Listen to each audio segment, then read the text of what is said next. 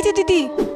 আরে মধুমিতা, তুই তুই এখানে কোথায় যাচ্ছিলি? এই বাবার বাড়ি যাচ্ছিলাম। বাবার বাড়ি যাচ্ছিলি? ও, তা তোর বাড়িতে সব ঠিক আছে তো? হ্যাঁ।